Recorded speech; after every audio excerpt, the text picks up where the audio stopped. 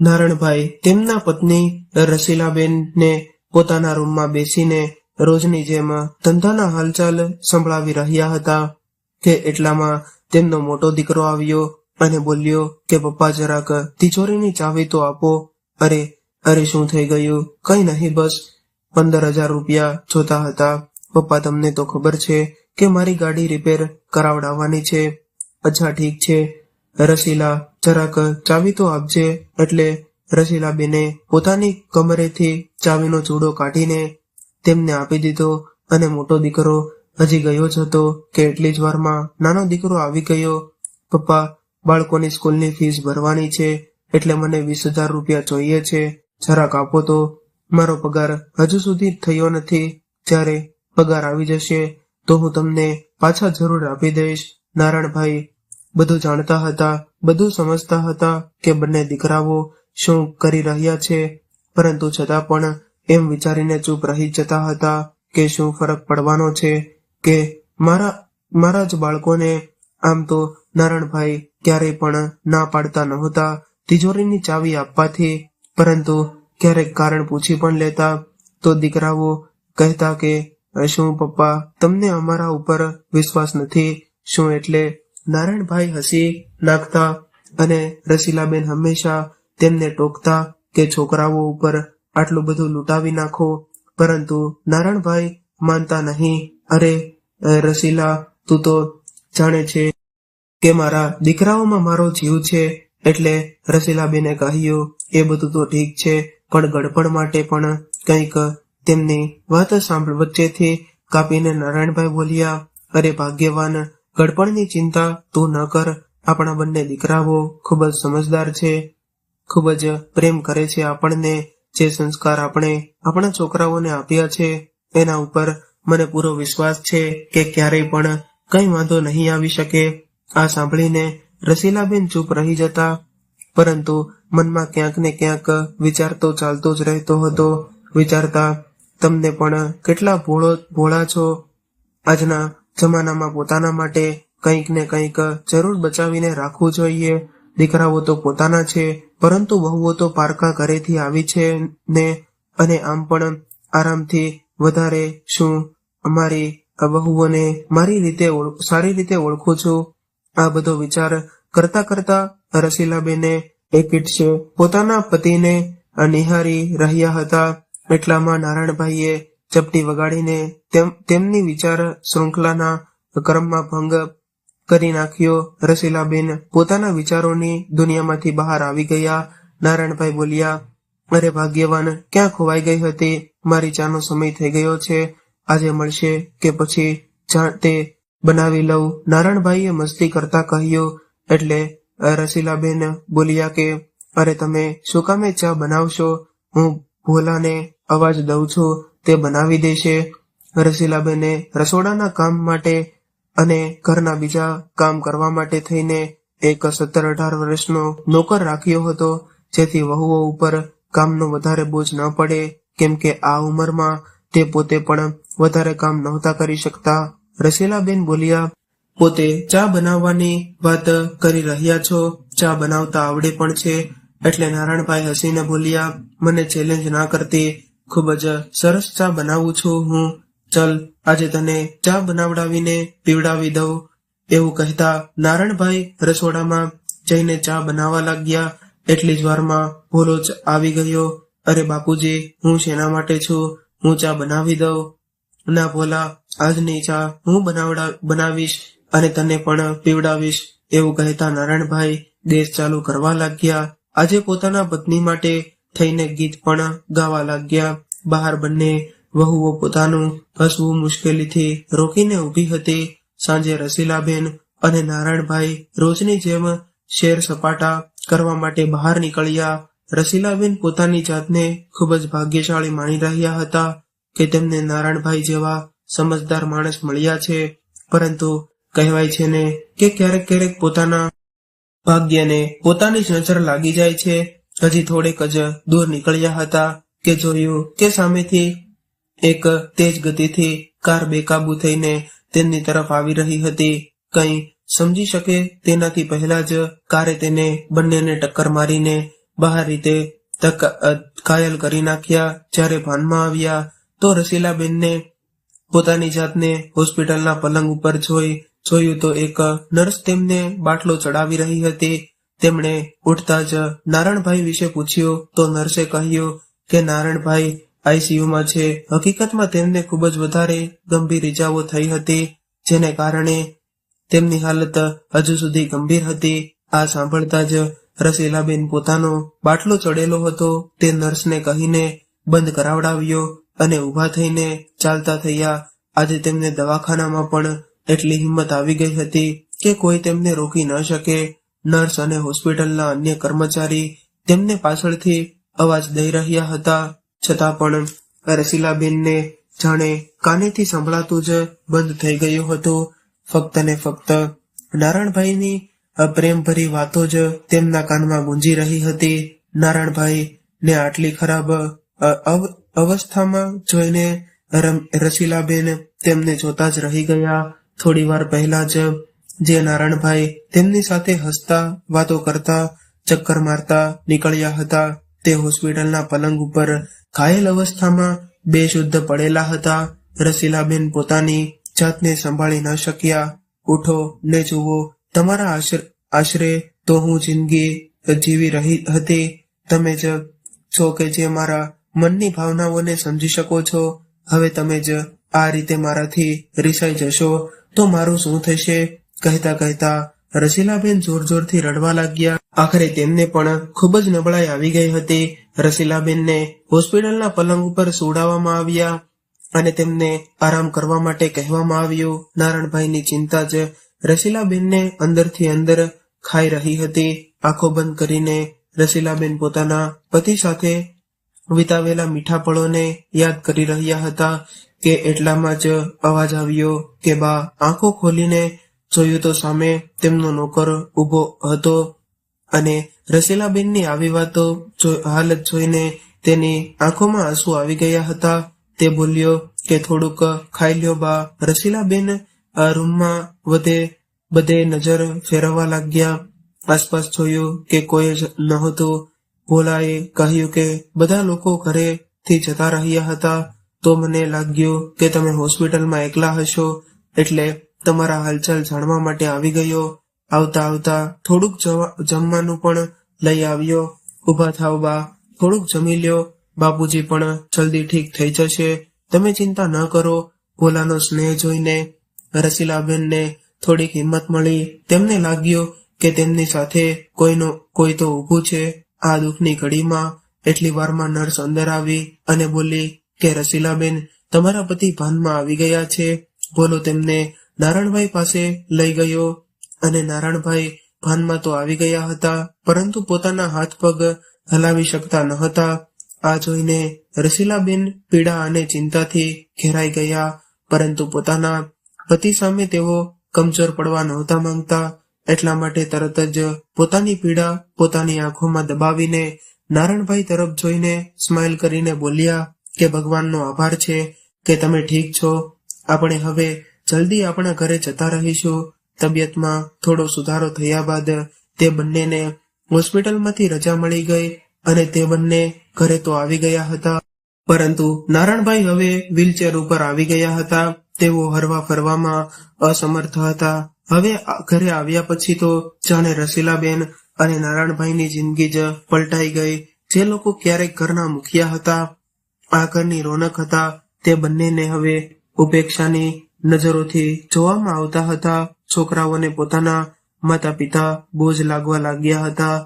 નારણભાઈની દવા અને સેવાનું બધું જ કામ રસીલાબેન જ કરતા હતા. અને એક દિવસ ભોલો કઈ કામથી બજાર ગયો હતો તો રસીલાબેને પોતાની નાની વહુને કહ્યું કે બેટા, તારા પપ્પા માટે થોડુંક ઓછા મીઠા અને મરચાવાળું ભેળકું તો બનાવી દે. તો વહુએ ફટાફટથી જવાબ આપી દીધો, મમ્મી, અમારે બીજા પણ ઘણા કામ હોય છે અને પાછલા અમુક દિવસોથી જે ઘરની હાલત ચાલી રહી હતી, અમે કીટી પાર્ટીમાં પણ નથી જઈ શક્યા. આ કામ તમે પોતે જ કરી લ્યો તો સારું થશે. એવું કહેતા વહુ તૈયાર થઈને કીટી પાર્ટીમાં જવા જતી રહી. ક્યારેક રસીલાબેન દીકરાઓને દવા કે ફળ લઈ આવવાનું કહેતા તો દીકરાઓને કોઈ બહાનું બનાવીને ના પાડી દેતા. દીકરાઓનો સાથ આપવા માટે થઈને વહુઓ પણ આવી જતી અને મમ્મી ગમે એટલો ખર્ચો કરી લ્યો, હવે પપ્પા તો ઠીક થવાના જ નથી, તો જરા સમજી વિચારીને વાતો કરો ખર્ચાની. મમ્મી વહુની આવી જલી ઘટી વાતોથી રસીલાબેનનું કાળજું ચિતકારી ઉઠતું અને મનમાં ને મનમાં તેઓ પણ જાણતા હતા કે દીકરાઓને આ બધું શીખવાડવા વાળી વહુ છે. વિચારવા લાગ્યા કે આજ દીકરાઓ નાના નાના ખર્ચા માટે પપ્પા કરતા આવી જતા હતા. હવે પપ્પા લાચાર થઈ ગયા છે તો દૂધમાંથી માખીની જેમ નીકાળીને બહાર ફેંકી દેવામાં આવ્યા છે. દીકરાઓ અને વહુઓની વાતો સાંભળીને જ્યારે રસીલાબેન રૂમમાં આવ્યા તો જોયું કે નારાયણભાઈની આંખો આંસુઓથી ભરેલી હતી. નારાયણભાઈ રસીલાબેનને જોઈને બોલ્યા કે મેં મારા બંને દીકરાઓને મારા બે હાથ સમજ્યા હતા, પરંતુ મુસીબતમાં આજ બંને દીકરાઓએ આપણા સંસ્કારને જ લજવી દીધા. પરંતુ રસીલા, તું ચિંતા ન કર, હું બિલકુલ ઠીક છું. અરે તિજોરીની ચાવી ક્યાં ગઈ? અહીં જ તો રાખી હતી. બધી બાજુ નજર ફેરવતા રસીલાબેન બોલ્યા. ભોલો જે બાજુમાં જ ઉભો હતો બધી વાતો સાંભળી રહ્યો હતો. રસીલાબેનને કહેવા લાગ્યો કે સવારે જ તો નાના ભાભી અને મોટા ભાભી રૂમમાં આવ્યા હતા, શું ખબર તેમણે જ લીધી હોય. આ બધું સાંભળતા જ રસીલાબેન ચોંકી ગયા, પરંતુ પોતાની જાતને સંભાળીને વહુ પાસે ગયા. બેટા, ઓલી તિજોરીની ચાવી શું તમારી પાસે છે? રસીલાબેન સહેજ અચકાતા બોલ્યા. વહુઓ તો જાણે ઝઘડો કરવા માટે તૈયાર જ ઊભી હતી. મમ્મી, તમે તો રૂપિયા લૂંટવામાં એવા લાગી ગયા છો જાણે કે રૂપિયા ઝાડ ઉપર ઉગતા હોય. હવે તો તમારા પતિની કમાણી પણ નથી થઈ રહી, એટલા માટે રૂપિયા કઈ રીતે બચાવવાના છે એ અમે સારી રીતે જાણીએ છીએ, એટલે હવે એ ચાવી તમને નહીં મળે. વહુઓનું આવો શરમ વગરનો જવાબ સાંભળીને રસીલાબેન હેરાનીથી તેમને જોતા રહી ગયા. બીજા દિવસે રસીલાબેન જ્યારે સૂઈને ઉઠ્યા તો જોયું કે નારાયણભાઈને સહેજ તાવ હતો. તેમણે જઈને દીકરાઓને કહ્યું કે તમારા પપ્પાને હોસ્પિટલે લઈને જવા છે, તાવ લાગી રહ્યો છે અને રૂટીન ચેકઅપ પણ કરાવવાનું છે, તો ગાડી લઈને હાલો. આટલું સાંભળતા જ નાના દીકરાએ જવાબ આપ્યો કે ગાડીમાં પેટ્રોલ નથી. તમને તો ખબર જ છે કે ઘરમાં રૂપિયાની કેટલી તંગી ચાલી રહી છે. ઉપરથી પપ્પા પણ બધો કામ ધંધો મૂકીને ઘરે બેસી ગયા છે. એટલી વારમાં મોટો દીકરો પણ આવ્યો અને બોલ્યો કે મમ્મી, તમે સમજતા કેમ નથી? અમે લોકો નોકરિયાત છીએ, એટલો સમય નથી હોતો કે અમારી પાસે કે આવા ફાલતુના કામ કરતા રહીએ. ભોલાને રહીને રિક્ષા જ બોલાવડાવી લ્યો અને જતા રહો પપ્પાને લઈને. રસીલાબેન અપમાનનો ઘૂંટડો પીને ચૂપચાપ ઊભા હતા. એ સમયે કોઈ ના બોલવું તેમણે ઉચિત સમજ્યું. એટલી વારમાં ભોલાએ અવાજ દીધો, આવો બા, હું રિક્ષાવાળાને બોલાવીને લઈ આવ્યો છું. જતા જતા રસીલાબેને ભોલાને કહ્યું, પરંતુ બેટા, મારી પાસે તો રૂપિયા પણ નથી બચ્યા. દવા અને ફળ લેવા માટે થઈને મેં રૂપિયા ઉપાડી લીધા છે. બા, પગારમાંથી થોડાક બચ્યા હતા, આટલા પૂરા થઈ જશે. એવું કહેતા ભોલો નારાયણભાઈની વ્હીલચેર સરકાવીને લઈ ગયો. કહેવા માટે તો ભોલો નોકર હતો, પરંતુ રસીલાબેન અને નારાયણભાઈની સેવા તેમના દીકરાઓથી પણ વધારે કરી રહ્યો હતો. રિક્ષામાં રસીલાબેને ભોલાને કહ્યું કે મુસીબતના સમયમાં જ્યારે પોતાના દીકરાઓએ જ હાથ ખખેરી નાખ્યા ત્યારે તે પોતાના દીકરા કરતા પણ વધારે ધ્યાન રાખ્યું છે. તો ભોલાએ કહ્યું કે બા, નાનપણમાં જ મારા મા બાપ ગુજરી ગયા હતા. મારા દાદીએ જ મને એકલા હાથે મોટો કર્યો અને હવે એ પણ જતા રહ્યા છે. મને તો તમારા બંનેમાં જ મારા માતા પિતાની પડછાઈ નજર આવે છે. એવું કહેતા ભોલાની આંખોમાં આંસુ આવી ગયા. હોસ્પિટલમાં ડોક્ટરે નારાયણભાઈ માટે એક ખાસ ડાયટ પ્લાન અને કસરત બનાવી. ભોલાએ બધું જ બરાબર સમજી લીધું. પાછા ઘરે આવતી વખતે રસ્તામાં રિક્ષા ઉપર ઊભી રખવી અને ભોલાએ દવાઓ, ફળ અને જરૂરી સામાન લઈ લીધો. ભોલાએ તેમના ખાવા પીવાનું ખાસ ધ્યાન રાખ્યું અને થોડાક જ દિવસોમાં નારાયણભાઈ પણ ઠીક થઈ જવા લાગ્યા. જ્યારે તબિયત થોડીક બરાબર થઈ તો એક દિવસ તેમણે પોતાના બંને દીકરાઓને હોલમાં બોલાવ્યા. શું પપ્પા, તમને તો કઈ કામ ધંધો છે કે નહીં, અને તમે આખો દિવસ અમને પણ હેરાન કરી રાખો છો? બંને દીકરાઓ રાડ પાડતા પોતપોતાના રૂમમાંથી બહાર આવ્યા અને સામે જોયું તો ચોંકી ગયા. સામે સોફા ઉપર નારાયણભાઈ અને રસીલાબેનની સાથે બે અજાણ્યા માણસો બેઠા હતા અને નારાયણભાઈના ચહેરા ઉપર ગજબનો આત્મવિશ્વાસ દેખાઈ રહ્યો હતો. તમને લોકોને કદાચ ખબર નહીં હોય કે આજે તમારી મમ્મીનો જન્મદિવસ છે. એ જ અવસર ઉપર આ બધી વ્યવસ્થા કરી છે. આજે અમે એવું કહેતા નારાયણભાઈએ રસીલાબેનની સાથે કેક કાપી અને રસીલાબેનને એક ગિફ્ટનું પેકેટ ઉપાડીને આપતા તેઓ બોલ્યા કે આ લ્યો શ્રીમતીજી, તમારા માટે મારી પસંદ કરેલી મોંઘી એવી સિલ્કની સાડી લાવ્યો છું. આ સાંભળીને બંને વહુના મોઢા ખુલ્લાના ખુલ્લા રહી ગયા.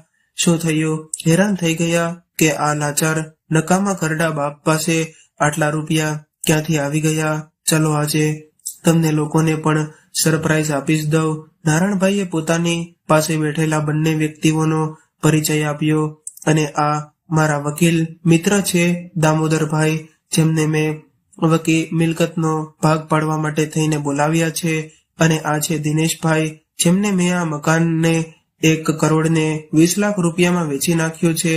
એટલું કહેવાની જ વાર હતી કે બંને દીકરાઓ અને વહુઓના માથા ઉપર તો જાણે આભ તૂટી પડ્યો.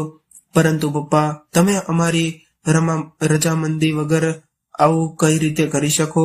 મારી વાત હજી ખતમ નથી થઈ, નારાયણભાઈએ કડકડતા અવાજમાં કહ્યું, અને કોઈનામાં પણ હિંમત નહોતી રહી આજે તેમને રોકવાની. નારાયણભાઈએ વકીલ સાહેબને વસિયતનામું વાંચીને સંભળાવવા માટે કહ્યું. તેમાં લખ્યું હતું, હું મારી દુકાનમાંથી પોતાના બંને દીકરાઓ અને વહુઓને બેદખલ કરું છું. એના ઉપર આજથી ભોલાનો હક થશે. તે જ હવે મારો કામ ધંધો સંભાળશે. આ મકાનને વેચીને જે પણ રૂપિયા આવશે તેનો અડધો ભાગ હું મારા પુત્ર અને પુત્રીના નામ પર બેંકમાં જમા કરાવી દઈશ, જે તેમની પુખ્યાવસ્થામાં આવ્યા બાદ તેમને મળી જશે. અને બાકીની અડધી રકમમાંથી હું એક નાનકડું એવું મકાન ખરીદી રહ્યો છું, જેમાં હું, મારી પત્ની અને ભોલો અમે 3 જણા રહીશું. મારા પુત્ર અને પુત્રી માટે થઈને મારા ઘરના દરવાજા હંમેશા ખુલ્લા રહેશે. પછી નારાયણભાઈએ કહ્યું કે તમારા લોકો પાસે 10 દિવસનો સમય છે પોતાના રહેવાની વ્યવસ્થા બીજે ક્યાંક કરવા માટે થઈને, કેમ કે 10 દિવસ પછી આ ઘર ઉપર દિનેશભાઈનો હક થશે. હું હજી સુધી એ જ ભ્રમમાં હતો કે મારા બે દીકરા છે જે ખૂબ જ સમજદાર અને સંસ્કારી છે, પરંતુ શું સાચે જ મારા દીકરા મારા પોતાના છે? અહીં બધા પોતપોતાના સ્વાર્થમાં જ જીવી રહ્યા છે. હું તો મિથ્યા ભ્રમમાં પડીને ખુશ થઈ રહ્યો હતો કે અહીં બધા મારા પોતાના છે, પરંતુ ભગવાનનો ખૂબ જ આભાર છે કે અમને આવું દુઃખ દેખાડ્યું, જેને કારણે મને આ દુનિયાની હકીકત સાફ સાફ દેખાવા લાગી છે. મુસીબતના સમયમાં પણ તમને ફક્ત અને ફક્ત રૂપિયા જ દેખાઈ રહ્યા હતા. અરે, હું તો ક્યારથી આ દુનિયામાંથી જતો રહ્યો હોત. પોતાના લાચાર, બેકાર, અપંગ શરીરની સાથે ક્યાં સુધી જીવિત? આ બધું મારી પત્ની અને ભોલાની સેવાનું ફળ છે કે આજે હું બિલકુલ તંદુરસ્ત છું. હકીકતમાં દીકરાની ફરજ તો ફક્ત ભોલાએ જ નિભાવી છે, અને પપ્પા આ નોકર છે અને તેને નોકરની જગ્યા પર જ રાખો. તમારા દીકરા અને અમે છીએ. મોટા દીકરાએ કહ્યું તો દીકરાની વાત સાંભળીને નારાયણભાઈ બોલ્યા કે બાંધેલા પગાર સિવાય મેં ભોલાને આપ્યું જ શું છે, પરંતુ તેણે તો મને જીવનદાન આપ્યું છે. મારી અને મારી પત્નીની ગળપણની લાઠી બન્યો છે. પછી તો બંને દીકરાઓ અને વહુ રસીલાબેનના પગમાં પડી ગયા અને બોલ્યા કે આરામથી, ખૂબ જ મોટી ભૂલ થઈ ગઈ છે મમ્મી, તમે જ કંઈક સમજાવો પપ્પાને. અમે લોકો તમારા જ તો બાળકો છીએ, અને આ બધું સગા સંબંધીઓ સાંભળી લેશે તો શું કહેશે એ પણ જરાક વિચારો. વહુને રસીલાબેન પાસેથી થોડી ઘણી આશા હતી, પરંતુ રસીલાબેને તેમની આશા ઉપર પાણી ફેરવતા કહ્યું કે આ બધી વાતો ત્યારે યાદ કેમ ન આવી જ્યારે તમારા લોકોની સામે લાચાર થઈને હું તમારા પપ્પાની જે જિંદગીની ભીખ માંગી રહી હતી અને સગા સંબંધીને જે કહેવું હોય તે કહે. મને એની કોઈ ચિંતા નથી. તમે લોકો પોતપોતાનો સામાન બાંધીને તૈયાર કરો. મમ્મી અને પપ્પાની હિંમત જોઈને આજે બંને દીકરા અને વહુ સ્તબ્ધ રહી ગયા. કદાચ તેમને પોતાના કાન ઉપર વિશ્વાસ નહોતો થઈ રહ્યો. તે લોકો ખૂબ જ કરગરવા લાગ્યા, પરંતુ અંતમાં એ જ થયું જે વસિયતનામાની અંદર નારાયણભાઈએ લખાવ્યું હતું. દીકરા અને વહુઓને પોતપોતાના કર્મોની સજા અને શીખ બંને મળી ગયા હતા. તો મિત્રો, આજની વાર્તા કેવી લાગી અને તમે કયા શહેરમાંથી સાંભળી રહ્યા છો તે કોમેન્ટ કરીને જરૂરથી જણાવજો. અને જો વાર્તા ગમી હોય તો લાઈક કરીને વધુમાં વધુ શેર પણ કરજો. અને આવી જ અવનવી વાર્તા સાંભળવા માટે ચેનલને જરૂરથી સબસ્ક્રાઇબ કરજો. ત્યાં સુધી સૌને મારા હર હર મહાદેવ, જય શ્રી કૃષ્ણ, રાધે રાધે.